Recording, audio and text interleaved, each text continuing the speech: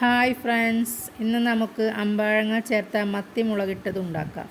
അതിനായി ആദ്യം ഒരു ചട്ടി എടുത്ത് അതിലേക്ക് ഒരു തക്കാളി ചെറുതായി അരിഞ്ഞത് ഇട്ട് കൊടുക്കാം. ഇനി ഇതിലേക്ക് 4 പച്ചമുളക് നടുകീറിയതും 2 തണ്ട് വേപ്പില ഉരിഞ്ഞതും ചേർക്കാം. ഇനി നമ്മുടെ കറിയുടെ മെയിനായിട്ടുള്ള അമ്പാഴങ്ങ മീഡിയം സൈസ്. ആ അമ്പാഴങ്ങ നമുക്ക് നീളനെ 4ആയി അരിഞ്ഞ് ചട്ടിയിലേക്ക് ഇട്ട് കൊടുക്കാം.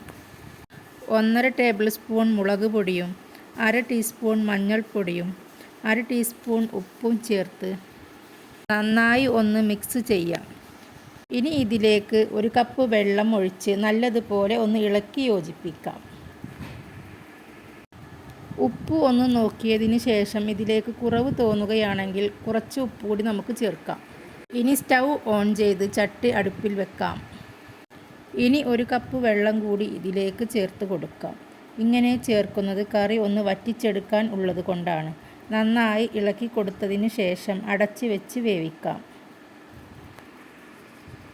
ഒരു 20 മിനിറ്റ് നമുക്ക് ചെറുതീയിൽ അടച്ച് വെച്ച് വേവിക്കാം.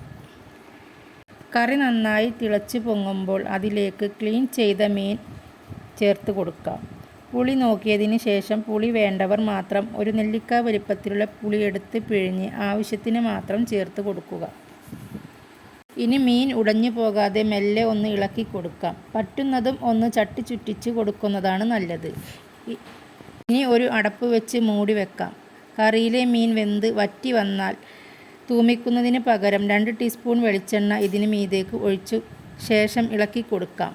നല്ല അമ്പാഴങ്ങ ചേർത്ത മത്തി മുളകിട്ടത് ഇവിടെ റെഡി.